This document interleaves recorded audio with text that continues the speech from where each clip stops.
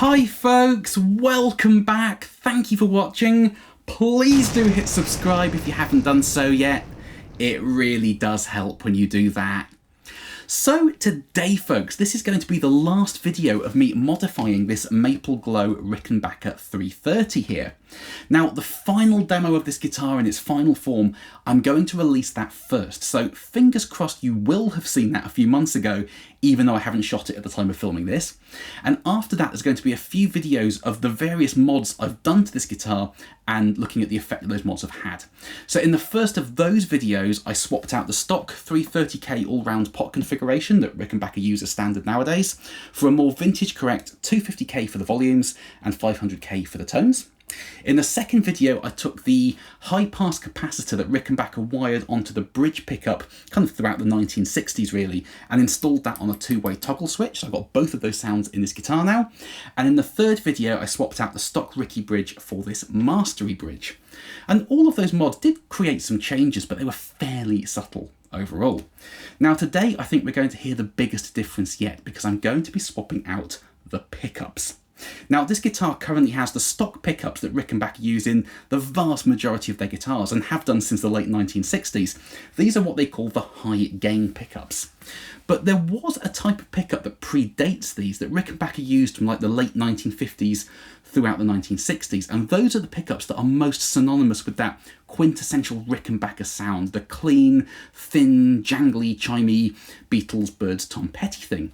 And those are the toaster top pickups. Now, it's surprisingly difficult to find a set of aftermarket toaster pickups to retrofit to your Rickenbacker. There's only really two options out there, three if you include Rickenbacker themselves.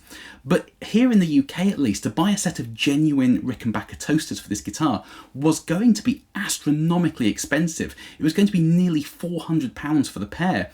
And that's with them on sale. Full retail price would be nearly £500, and that's a mad amount of money to spend on a pair of pickups. So in the world of boutique hand winders, which is pretty much where I live anyway, there's only really two options. Gemini over in New York, and here in the UK, the Creamery.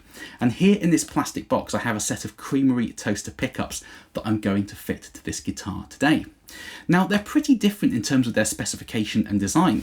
These high gains use a single ceramic bar magnet underneath, whereas the toasters use 6 individual AlNiCo poles, so they're pretty different in terms of their design and their magnet choice. But also the DC resistances are fairly different too. Now these have moved around a little bit over the years, and DC resistance isn't output as such, but it is an indicator of how much a pickup might push an amp. Now these high gains measure in at about 10.5 through to 11. I'll put the exact measured values on screen now. The DC of toasters did move around a little bit. In the late 50s they were pretty low, they were sort of 5 or 6k, and going into the 1960s Rickenbacker beefed them up a little bit to sort of 8k, and that's what these pickups are. These are a replica of I think a 1963 set of Rickenbacker pickups. But one important thing to note is that the Creamery manufacture their pickups as a balanced set, which Rickenbacker do not do and never have, because these two pickups here are identical components.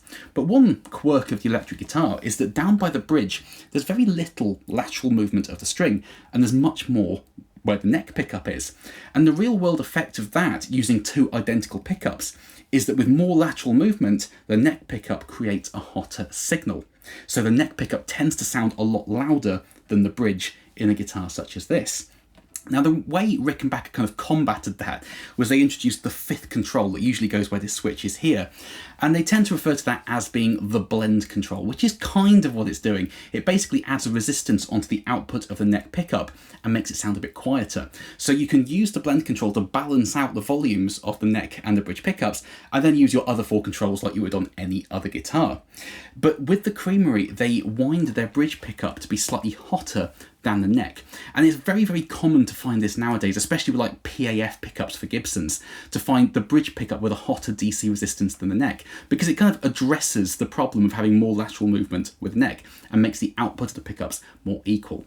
Now the reason I mention that is especially in the middle pickup position, with two identical pickups, the neck pickup does tend to dominate and it creates quite a thick middle position sound, whereas with these toasters I'm guessing it's going to be a thinner sound because the neck will be more equivalent to the bridge and they will be more equal. So just bear that in mind when you're listening to the sound examples today.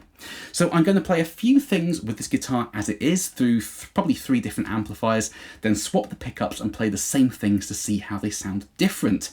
And I really hope that these toaster pickups are going to address probably the main problem I have with this guitar and how it sounds, which is these high gain pickups, they aren't quite as bright as I was wanting them to be. To me, the classic Rickenbacker sound is that chimey sort of Tom Petty thing, but they also sound a little bit aggressive in the upper mid-range. This guitar sounds a little bit too much like a Telecaster for my liking, that kind of snap and twang to it, whereas I want the mid-range to be a little bit flatter, but brighter and thinner, which I'm hoping these Creamery pickups will address for me today. So I'm going to do primarily some clean playing through an AC30 type amp. That seems to be what most people want to hear with a Rickenbacker demo, but I'm also going to do a little bit of edge of breakup playing through a Marshall and some low gain through an Orange amp. High gain isn't really what these guitars are all about, but I do think it's important to see how both of these pickups push a gain stage. So without further ado, folks, here we go.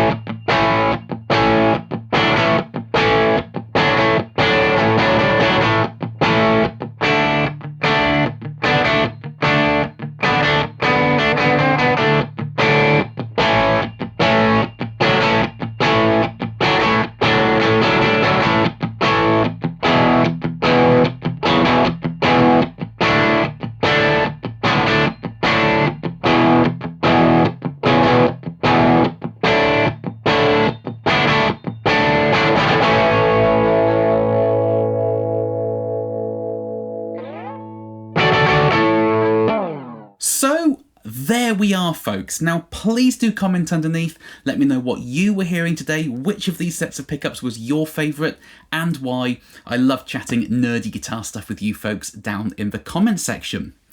Now, I think the first thing to say is both the sets of pickups today sound like a classic Rickenbacker, albeit slightly different eras of classic Rickenbacker.